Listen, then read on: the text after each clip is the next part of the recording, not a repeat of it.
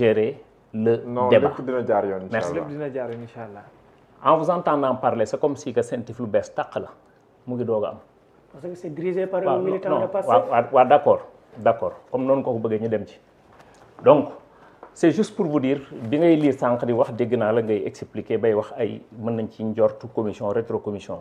parce que loolu lañ doon dundee ci réew mi pendant 12 bonnes années des commissions rétro commission. Sentif. lu fa dugg ci sa compte bancaire. am nañ droit signaler. c'est la banque qui signale moo koy signaler Sentif. Sentif def liggéeyam. l'argent sale. xaalis moo liggéey man ñàkk ko pour ma justifier ko du ma poser problème. mais ay milliards yuy transiter ci compte mënoo ko justifier loolu tey na xel. kooku mooy benn. dégg naa léegi mu wax c'était de l'intox bi ñu taxee fi naan sunu 400000 sunu 400000 dafa am lu ko andi woon. il faut le prouver. non dama ni la dafa am lu ko andi woon lu andi woon sunu 400000 dafa am lu ko andi woon. li ko andi woon l'enquête de BBC. waaw kay li ko andi woon avant l'enquête la BBC li ko andi woon. mooy.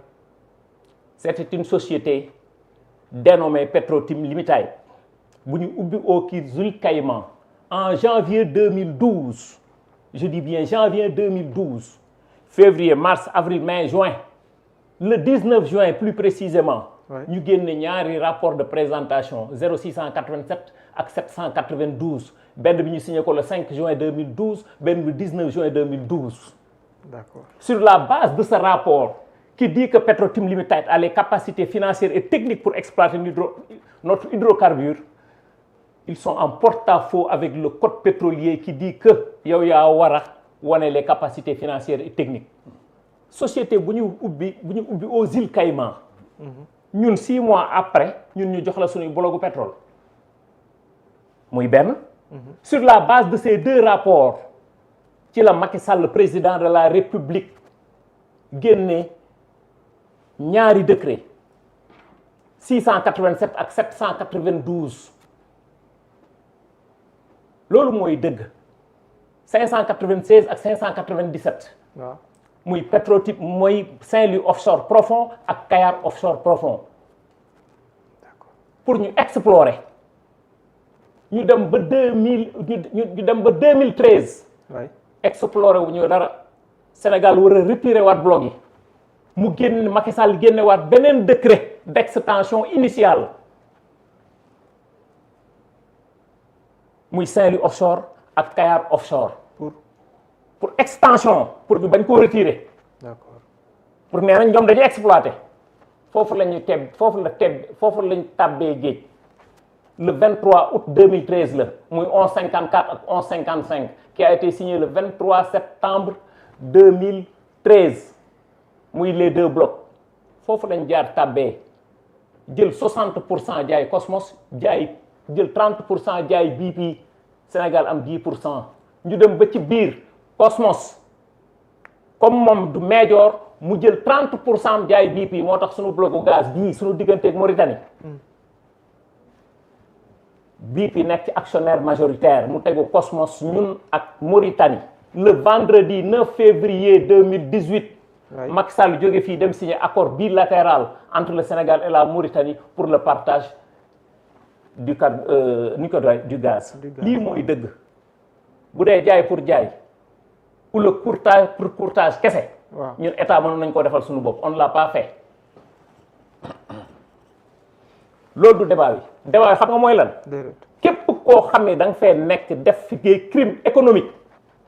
pôle judiciaire war laa woo dinañ la woo laaj la sa koom fan nga ko jëlee lii mooy dëgg. mais en parenthèse mbirum Petro-Tim beeg yooyu noonu.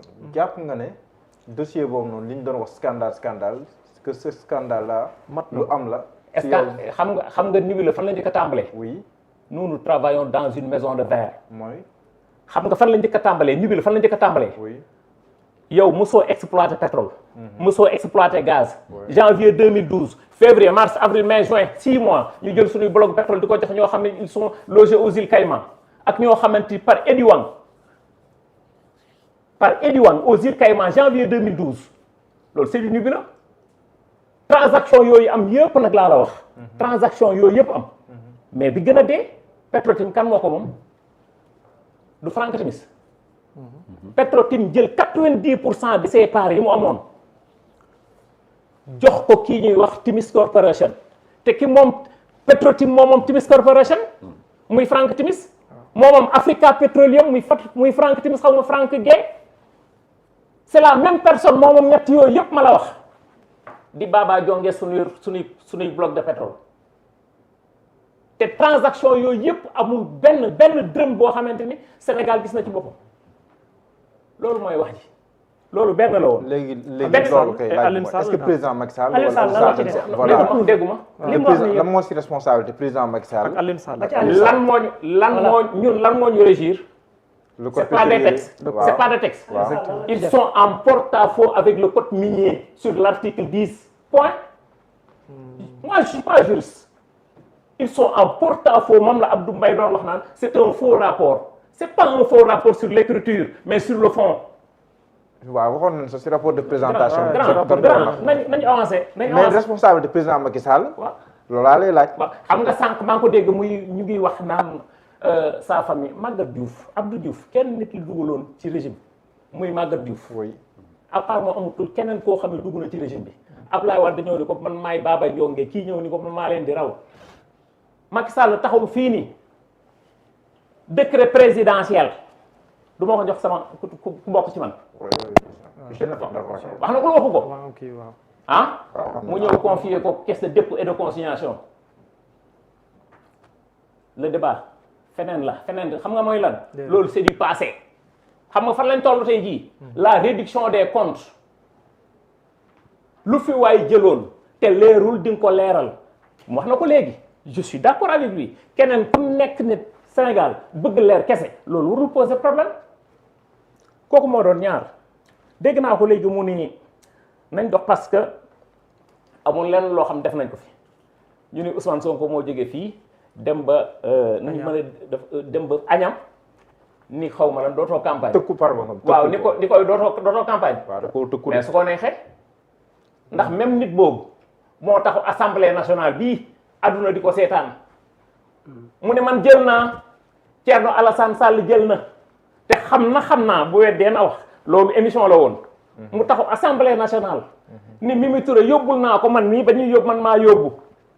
grand di bay jant kaw askan wi xanaa tey la ñu mën a taxaw tey di jéem a défendre l'indéfendable mais fii gis nañ fi bu ne le fait de dire nag naan bu ñu wàccee nguur gi dinañu daj Ousmane Sonko mënul daj lu weesu fi mu jógee moom mënul daj lu weesu lii lan mooy daj réduction des comptes jaar lépp ci yoon fii ku fi def crime de sang crime économique tu dois être traduit devant les juridictions et que la loi soit appliquée dans toute sa rigueur point et les gens avancent sur autre chose lii mooy dëgg beneen bi ci des dégg naa ko muy wax léegi nii rapport yi nga xam ne daf fee jaar dañ ko commandité. oui IGF c'est l'administration centrale des inspection générale des finances ñu dañu commandité rapport mu jàll ñu ne non nañu xaar Cour des comptes c'est les mêmes personnes waaw may ma rek ñu ne non mais CENTIF foog ngeen leeral si de parce que CENTIF moom jàpp na non may eggal naayu Pastef léegi parce que li mu wax nii yëpp dama ko note dama ko ciy tontu benn par benn après soo bëggee nga laaj ma tontu la mais bor bi dina dama ni la inspecteur général des finances ñu ne c'est des rapports commandités ñoom ñoo taxaw ni kon nañu xaar rapport Cour des comptes génn ñu jàpp ni ñoom c'est à leur défaveur ñu ne biir dañ koo commandité waa léegi nañ dem ni léegi Cabané Mazar waaw loolu na si ñëw dafa mba nanga nañ ni loolu tamit dañ ko commandité waaw ponk la waaw beneen bi ci des oui ñu ne zéro réalisation ñoom moom suuf lañ doon bañ a gis suuf ak xaalis lañ doon bañ a gis école des officiers gendarmerie bële defaat nañ ko utilité publique de te joxe woon nañ ko mooy bi nekkoon may ma rek muy benn deuxièmement prison Rebeuss bee 11 774 hectares yooyu muy titre foncier 34 19 ak titre foncier bi nga xamante moom mooy 428 jëlaat nañ ko de beneen bi ci des mbuurkat gële indi woon coow li defaat nañ ko utilité publique dette des opérateurs privés stockeurs 91 milliards lañ leen amee loon fay nañ leen ko campagne agricole bi ñu def ci 120 milliards paiement des dettes des paysans 180 milliards c'est la première fois dans l'histoire du Sénégal ñu def ay réformes majeures dans l'éducation beneen bi ci des université mësul tëj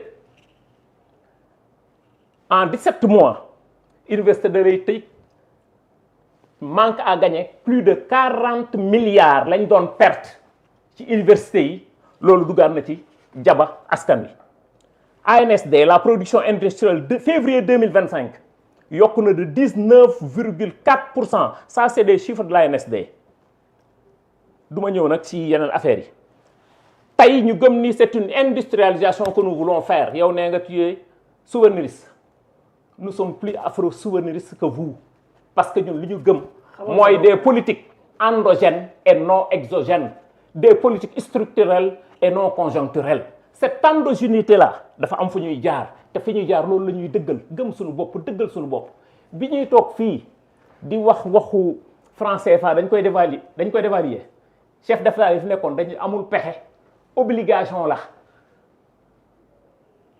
wax ji dinañ ci ñëw ci kanam a kanam ay problème bu ñu duggee ci FMI ak yooyu FMI day appuyer état yi rek mais un programme basé sur la mendicité internationale bu dee banque mondiale ak FMI moom moo lay jox loo xamante ne da ngay soqali ko pour dem sa yoon sur l'orbite du développement amul béew bu ñu am il appuie les états mais état yi yaay gëm sa bopp dëggal sa bopp demal sa bopp nga ne yow defuñu fi dara yéen a fi signé kii ni ñu ko defee contrat Aqua Power 150 milliards 150 mégawatts ñun ñu ñëw négocier ko yóbbu ko 300 mégawatts bu amul leen amul fii à la télévision ñëpp di gis beneen bi ci des ñu renégocier contrat ASER 150 villages à 1741 villages plus 241 villages léegi nag je reviens mais am nañu léegi nag je reviens vous dites que les gens n'ont rien fait ci li nga xamante waa dafa ndànk rek yow dégg naa li bi ñu lay présenté nga ni ñu ne vous étiez le conseiller spécial du président de la République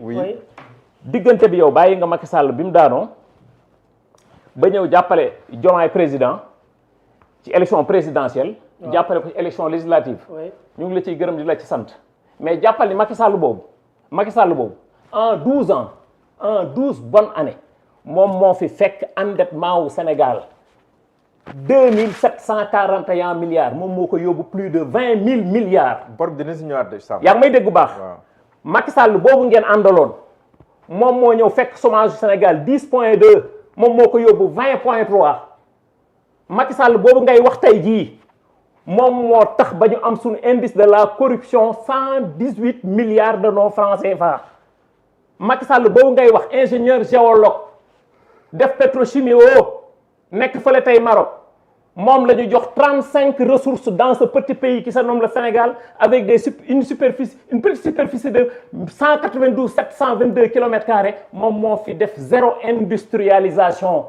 Macky Sall boobu ngay wax tey moom moo fi toog sur le secteur économie la ñuy wax sur le secteur bi nga xam mooy tertiaire di tirer l'économie du Sénégal 62% mu jël leen ñoom ñëpp defal leen exonération fiscale et douanière. léegi nag nga ne yow dëkk bi bu fekkee ni yow dëkk bi nag defuñu fi dara cela veut dire que ñun dañ fay fekk toujours ni ma koy misaale xale bu tëdd li ma la wax nii yëpp xale bu tëdd la ñu war koo toogal war koo taxawal war koo dawloo loolu yëpp ça n'a rien à voir ak li nga xamante ni def ngeen ko fi ci njombe yi ngeen fi def mooy que ni yéen benn bu dee état continuité la wax na ko sànq. état continuité la ñun dinañ fay ba dee dañuy fay ba dee un pays zéro industrialisation tu ne détiens rien de ton économie deuxièmement yow nga war a fay boru AIBD. non bor bi dina si ñëw. war a fay endettement ni ñu ko SICAD. Samba loolu dina si ñëw. mais lan ngay tontu. c'est juste pour vous dire ñoom ñi lay naan yéen président Macky Sall ngeen bëgg a jot. mënoo leen koo jot ngeen jàpp si Aliou Sall. waaw léegi question Aliou Sall ñun du taxu ñoo jóg. dama ne la ñëpp ñi nga xam ne def nañ fi crime économique ak crime de sang dinañ leen woo yow mii 1 milliard bu jaaroon sa compte xamal leen nañ la woo préparel sa liste yaa ngi ci liste bi de kon milliard bu jaaree sa compte dinañ la woo foo jële milliard dans un pays normal loolu mooy yoon seen du démb lañ ko créé beneen bi ci des xam nga le fait de dire que ArcelorMittal c'était au temps de Abdoulaye Wade. oui c'était non nee na ñoom sax dañoo ñëw ñu gañ si. waaw non doucement rek. 75 milliards. ba ñaata la woon ba 75 milliards ba tout 75 rek yem fa de. waaw mais ñoom nee nañ dañoo négocier ba dal mujjee dal 75. ñaata. bon ñu ngi wax plus de 2000 milliards ah 2600 milliards. 2500 milliards. Oui. ba 75 milliards. loi des finances rectificative ñu jël fa 70 milliards. amuñu droit laaj lan moo tax lii c'est une question noble am nañ droit laaj lan moo tax ñu jóge ci lii dal ci lii. gis nga bu fekkee ni réew mi dañoo war a dem. gis nga li may wax toujours ñun tey réew mi ñi nga xam ñoom ñoo fi nekk amuñu complexe tubaab amuñu complexe naar amuñu benn complexe nit li may wax ni nous faisons partie de cette génération d'idées de rupture décomplexée loolu nag wax la wax jooju da nga koy jëfe boobu nag am na ñoo xam ni peut-être neexu leen mais ñu neexul ils vont souffrir de xamul ils vont souffrir oui. parce que ils font partie du consortium d'intérêt yow may ma rek du fii lañ toog plateau léegi wax na ko léegi ñu toog fii ak 1 an et demi 2 ans fii opposition dootoo ko gis ci réew mii. c'est faux. d'accord merci li ngay wax amul. opposition doo ko gis xam nga dootoo gis fi opposition. c'est faux. waaw xanaa peut-être consortium d'intérêt bi moo ko laal. parce que peut-être il fait partie de ce consortium d'intérêt. man maa ni nous prenons cette endogénéité économique dinañ ci ñëw ci kanam. waaw sur le plan de redressement endogène. dinañ si ñëw. endogène.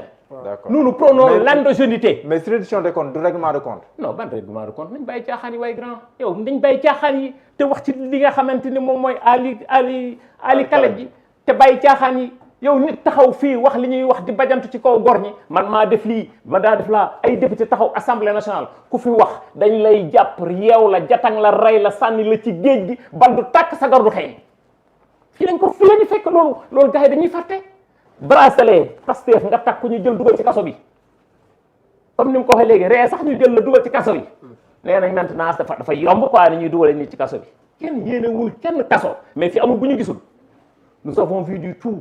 d'accord. et que man dama jàpp ni. oui. réew mi bu ñu bëggee dem. oui dañoo wala allergie médiocrité. d'accord. tey waxante dëgg les yeux dans les yeux on se voile pas la face. d'accord. yàlla moo bëgg dëgg ndax dëgg mooy jëkkate mooy mujj. d'accord. te lii doxal réew lenn rek la mooy que ni lépp lu nit di am. na ko am sur la sueur de son front. d'accord. mais comme ni nga ko waxee léegi ñii tudd ay milliards nañ la tuddee milliards dañ koo war a am mais nañ ni holding bi kat diw moo ko moom industrie bi kat diw moo ko moom moo ko tabaxal moo ko tabax créé na tant d'emploi ula lii ula laa mais Samb boo gis amuñu problème boo xoolee itam premier ministre Madiambal Diagne boo ko laajee mu ne premier ministre moo nekk si ginnaaw mbirum Aliou Sall bii ni ñoom nee nañ premier ministre moo nekk si ginnaaw mbirum Farba Ngom nee nañ le premier ministre moo nekk si ginnaaw mais ku ñëpp tufli tam bu yàggee nga tooy de premier ministre moom si ñu koy tudd bëri na di Bassirou Diomaye Diakhar Faye oui c'est le président de la République du Sénégal, oui. Gardien de la Constitution, oui. Chef suprême des armées et de la magistrature, oui. Clé de voûte de toutes les institutions. Oui. C'est lui qui nomme les emplois civils et militaires. Oui. C'est lui qui donne la politique de la nation, qui donne la politique de la nation, qui définit la politique de la nation. Wow. Le Premier ministre, oui. il exécute la politique du chef de l'État.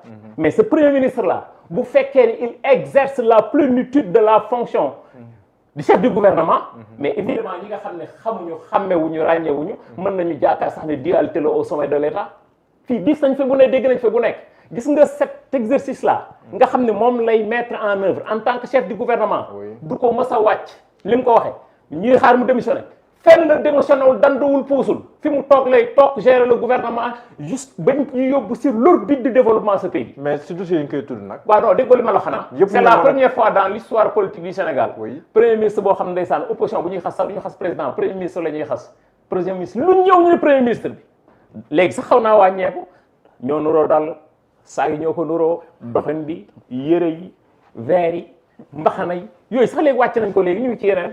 Les gens sont ailleurs. Non mais gars yi ñu wax la redressement avec Pape Diouf moo tax mu tuddoon grand bu mais. le fait que moom tam ñu ko siy tudd. waaw te moom tam yenn saa yi ñu ñëw si ay waxam. mais c'est le chef du gouvernement Diallo un chef du gouvernement. qui léegi daa waroon may ma rek. un chef du gouvernement qui exécute la politique du chef de l'État qui exerce la plénitude de la fonction du chef de gouvernement. mais kooku yow amul bu ñu waxul fii am na ñu taxaw fii sax ci ay plateau naan ministre yi sax pour jot Ousmane Sonko problème la ministre sax mënuñoo toog ak moom ministre mënuñu koo jot ministre yi nii ministre yi naa wax rek nag ils font du sale démendron di xëy toog rek di sànni seen tànn yi di wax loo xam maîtriser wuñ ci dara. D'accord. C'est peine perdue. C'est peine perdue. Regarde le gouvernement. L'ensemble des ministres boo leen xoolee kenn par kenn ku nekk da nga naan kii moo raw kii loolu la ñuy ñaan. waaw comme gouvernement yi fi Macky Sall doon teg rek. comme gouvernement yi fi Macky Sall teg wax ma leneen. dama ak Birama Camara. Ils ont eu toujours un problème de casting, de coaching et de monitoring pendant 12 bonnes années ñun bu ñuy wax naan dañu bëgg des politiques structurelles non conjoncturelles ñoom dañ koo juutaloon ñoom ils ont toujours prôné des politiques conjoncturelles et non structurelles. Ils ont toujours fait du dabda. suul bukki suuli bukki bu mujj moo leen di rey bukki mujj bi moom mooy dëkk yi nga xamante ne à la face du monde ñu am courage jàkkaarloo ak aduna FMI Banque mondiale ñoom ñëpp ni leen hey voilà les bons chiffres.